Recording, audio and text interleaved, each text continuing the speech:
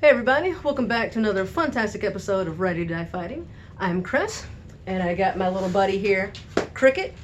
He is a foster kid, and he's been with me for a few months now, and I don't know how long he's going to be here, but he's helping out making videos with us and learning some martial arts and hiking and stuff like that. Having fun? Mm-hmm. All right. So we're not allowed to show his face or say his real name, so he is Cricket for now. All right, and so what I want to talk about today is I've been teaching him some basic stuff, trying to get him caught up in what we're learning. And I also want to talk about this really cool takedown that I just learned about.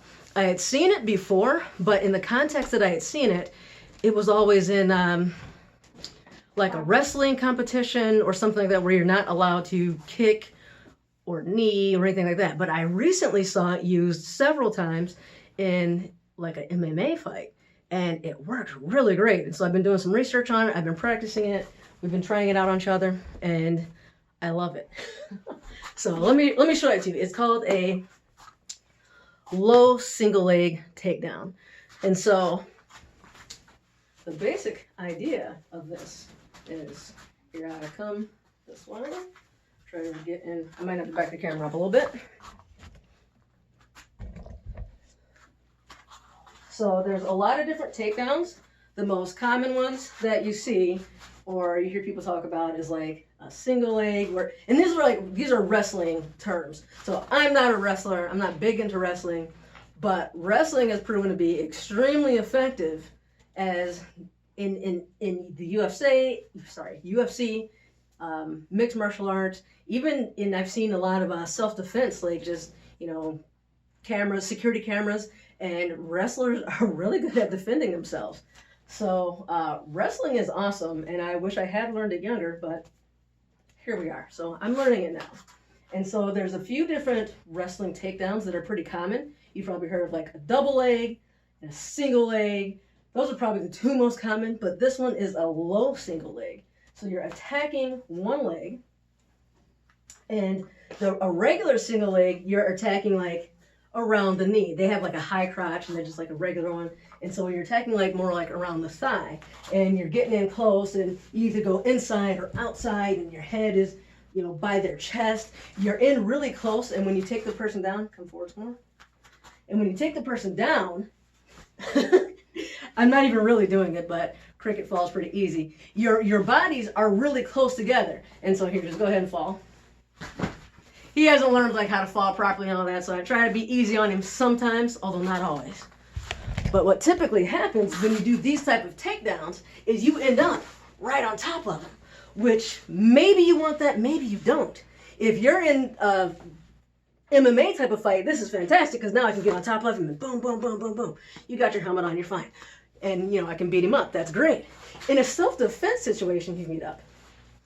I don't know that I want to get down on the ground with the person, which is part of the reason why traditionally I never really like these wrestling takedowns. I'm like, I don't want to dive towards someone, and you are diving toward them. These are like shooting attacks. Sorry, stand back up.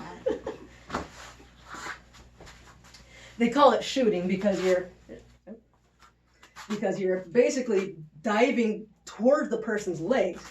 And so we're kind of doing this type of thing where you're hitting the ground, potentially with your knee, you're diving towards this leg, and if I'm not fast enough, if I don't set this up properly, if you see me, exactly. So if I'm fighting you, you're a bad guy trying to beat me up, and I go, ah, I'm diving right towards the knee, boom, or you can hit me in the head a couple times. Yeah, if I don't get that right. Now I'm gonna get you. All right. And so and he throws me down. So I was never crazy about these. However, with this low leg, you're attacking the ankle. And what I like about that is two different things. One, by attacking the ankle, if I'm down here, can you knee me? No. Not really. And actually, sorry, I'm backwards. I would be inside. Even kicking someone, my arm is kind of like resting on his foot here. Can you kick me? No. Not really. because I'm below his knee and I'm putting pressure on the bottom. Like he doesn't have a, I don't know, a fulcrum. If I'm up here, can you knee me? Yeah. Yeah. Can you kick me? Not really. Not really, but you can definitely knee me. Like I'm in, you can do a lot of damage to me right here. So attacking the lower leg seems a lot safer to me. And I'm going to do this really slow to make sure I don't hurt him or anything. But the way this takedown works, get your hands out of your pocket. Always got your hands in your pockets. No, you're fine. Like, actually, no, come this way. Come this way. So, actually, no, I said that backwards. Sorry. Yeah, because you're gonna fall that way. All right, depending on which leg you have for. So you're dropping down, and then I'm attacking here, and then with this, I'm taking him down this way. And now the position that I'm in, I have his foot. And I am on the ground, but one knee's on the ground, this other leg, I mean, it's so easy for me to stand up at this point. And I can kick him, or like maybe he banged his head, he's off balance. I have an opportunity to run away here. I don't have to engage with him on the ground. That's what I like about this. And so, yeah, I'm going to put a link down at the bottom showing one of the fights where, and I'm actually going to do it this time. I always say I'm going to put links and stuff. This time I'm actually going to do it. I'll put a link somewhere down here, or I might even link it there, whatever. So you can see one of the fights I'm talking about where he used this, and he used this on a bigger guy. He was a pretty small guy, like 140 pounds. Yeah, he watched the fight. There was significant height difference and muscle difference, and he used this attack on him, I think, twice. Both times. Was it twice? Yeah, it was for sure twice. I want to say maybe even 3 times, and it worked 100% of the time beautifully. He got on top of him. Yeah, he beat him in less than 2 rounds. 4 people. He uses this takedown all the time. It's fantastic. It's what made me a believer and what made me decide to start working on this. And so the way I've been practicing it, not being a wrestling person, you can just stand there. You actually don't even need a partner for this. It's a pretty simple motion. It's always hard getting the right angle.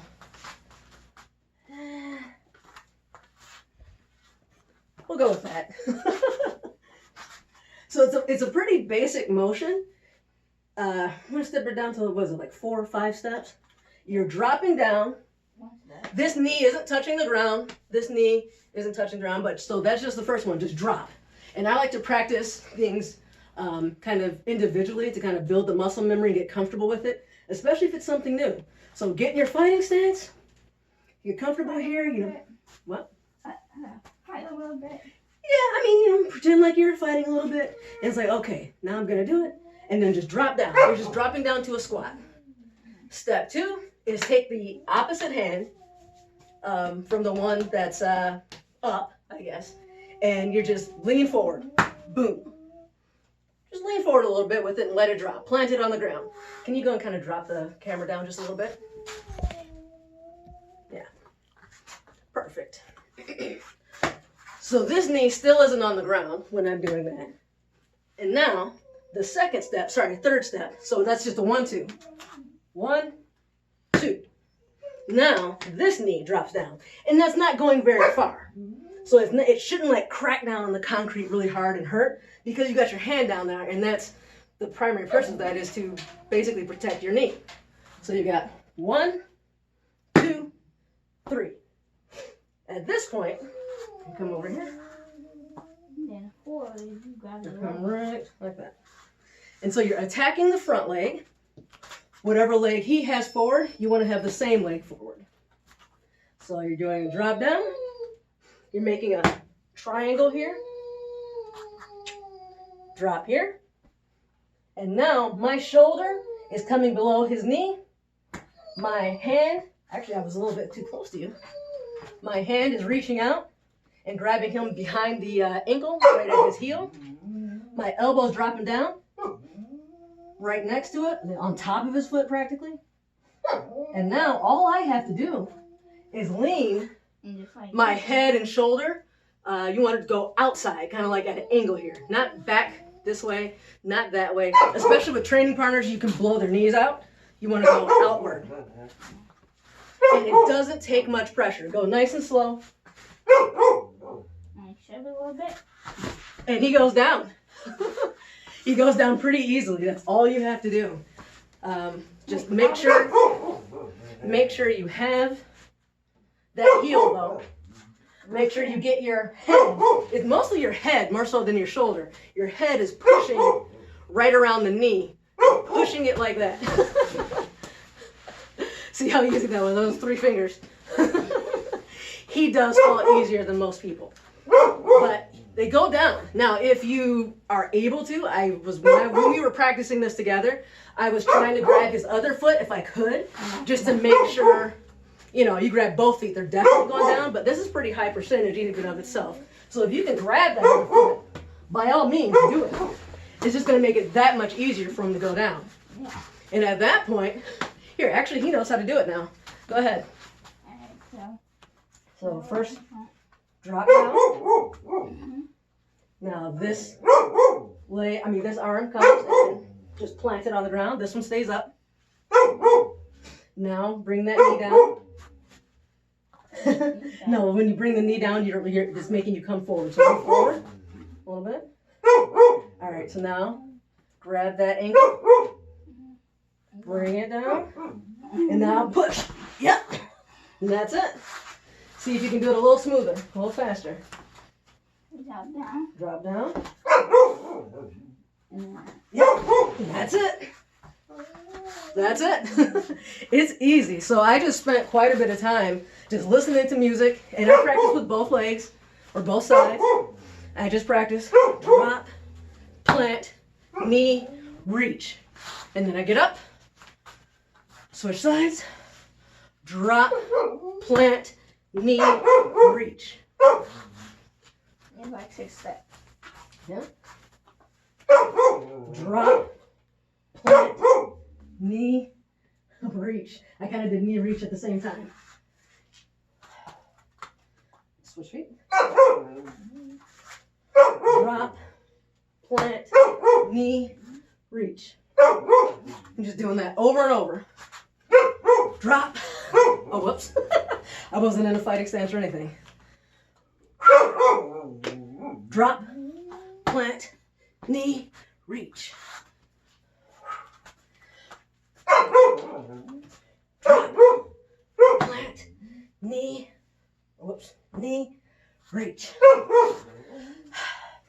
And so how you want to time this, this isn't something that you want to do because you are at risk of getting punched in the face or kneed in the face or whatever. So this is something that... Yeah, but the guy did not even get touched. No, you got to set it up. So He didn't quit. it's out of your pocket, sir. So to set this up, you want to do something where over the course of the fight, do some feints towards their lower body. See how they react. They might not react at all. If you're just kind of doing that sort of thing, and he did nothing. He didn't try to sprawl. He didn't throw a knee, nothing. I'm like, yeah, okay. Not much reaction. Me doing kind of this. Okay, I wasn't expecting you to punch, but all right. And so now I might wait. Throw a big punch. So, yeah. So do it slow. So while he's throwing this big punch, if I can see this coming and I duck, just keep going down. I'm already halfway. Keep that leg back there. So if I'm ducking this punch, there's really no reason why you can't just keep going down. And now there he is. And that's exactly how this guy's name's Aslan Magdovanev. Something like that. Yeah. His name is like the lion. Yeah, he's awesome. I love his fighting style. And that's how he typically uses this, is ducking a punch. And so, if you put your hands in your pockets one more time. So he's throwing these punches, and he's really good at evading. And he'll come down, and he comes down really low, and his head is moving all over the place. And then at some point, he just got away. He does it. And it worked. It worked. He went like every time he do it. Wins every time. He just win, like, Beats him down every time. So it's something that I am definitely planning on putting in my toolbox. Right now, it's not there. Right now, I don't plan. I wouldn't try to spring this in a fight right now. But I'm going to be working on it in the coming weeks until this is just as natural as I see a punch coming, boom. And that's my plan. Yeah. I like this a lot better. I was working on double legs before. Forget the double legs. I'm just like he fight like tall people that's like way taller than him. Yeah. Always up and down. Yeah, it works great. I mean, especially with me being short. It's like I'm already like almost at their feet anyway. So if the guy's 6 feet tall, it would be so easy for me to do this. And the bigger they are, the higher their center of gravity is, and it's gonna be easier to take them down anyway. So I'm loving this attack, especially for short people. And I'm gonna incorporate it into my fighting skill set. He's a blue belt for him. Yeah, he's just a blue belt in jiu-jitsu, but he's a solid fighter. And I am so out of shape, guys. I've been so lazy lately. But do you want to do some sparring, mom versus kid? Yeah. All right. Let's do it. Or no, we'll keep going. So we'll make this a 2-part video. We're at 16 minutes. I'll pause it. Next video, mom versus kid. You haven't seen me fight this kid yet. He is more intense than Nate, but Nate does have more training. So it's an interesting thing. So like and subscribe if this is helpful to you, if you enjoy this type of stuff. And I'll see you guys in just a few minutes. Bye.